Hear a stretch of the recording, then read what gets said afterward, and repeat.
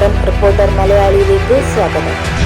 ദുരന്തമുഖത്ത് ഒറ്റപ്പെട്ടുപോയ ശ്രുതിക്ക് പിന്നീട് വാഹനാപകടത്തിൽ പ്രതിശ്രുത വരനെയും നഷ്ടപ്പെടുകയായിരുന്നു. ശ്രുതിക്കായി പ്രതിശ്രുത വരൻ ജെൻസന്റെ സ്വപ്നം പോലെ ഒരു വീട് ഒരുങ്ങുകയാണ്. വ്യവസായി ബോബി ചെമ്മണ്ണൂർ നൽകുന്ന 10 ലക്ഷം രൂപ വീട് വെക്കാനായി MLA ടി സിദ്ദിഖ് ശ്രുതിക്ക് കൈമാറി. ജോലി ലഭ്യമാക്കുന്നതിനായി സർക്കാർ തലത്തിൽ ആവശ്യം ഉന്നയിക്കുന്നുണ്ടെന്നും MLA പറഞ്ഞു. ചൂരൽമലയിലെ പുതിയ വീടിന്റെ ഗൃഹപ്രവേശം പൂർത്തിയാക്കി കല്യാണ ഒരുക്കത്തിലേക്ക് കടക്കുമ്പോഴാണ് ഉരുൾപൊട്ടൽ സംഭവിച്ചത്. ശ്രുതിക്ക് അച്ഛനും അമ്മയും സഹോദരിയും നഷ്ടപ്പെട്ടു. വീടും ഇല്ലാതായി. അപകടത്തിൽ പരിക്കേറ്റ് കൽപ്പറ്റയിലെ താൽക്കാലിക പുനരധിവാസ കേന്ദ്രത്തിൽ കഴിയുമ്പോഴാണ് സഹായമെത്തുന്നത്. വീട് വെച്ച് നൽകുമെന്നതായിരുന്നു വാഗ്ദാനം. എന്നാൽ ശ്രുതിയുടെ താല്പര്യം അനുസരിച്ച് കൽപ്പറ്റയിൽ തന്നെ വീട് വെക്കാനുള്ള തുകയാണ് വ്യവസായി ബോബി ചെമ്മണ്ണൂർ നൽകിയത്. മുന്നോട്ട് ജീവിക്കാൻ ശ്രുതിക്ക് ജോലി കൂടി വേണം.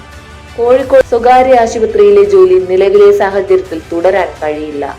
അതിനാൽ സർക്കാർ ജോലി ലഭ്യമാക്കാനുള്ള ശ്രമം നടക്കുന്നുണ്ടെന്ന് ടി സിദ്ദിഖ് പറഞ്ഞു. ഉരുൾപൊട്ടൽ ദുരന്തത്തിൽ കുടുംബത്തിലെ 9 പേരാണ് ശ്രുതിക്ക് നഷ്ടപ്പെട്ടത്. പിന്നാലെ വാഹനാപകടത്തിൽ പ്രതിശ്രുത വരൻ ജെൻസനും മരിച്ചു.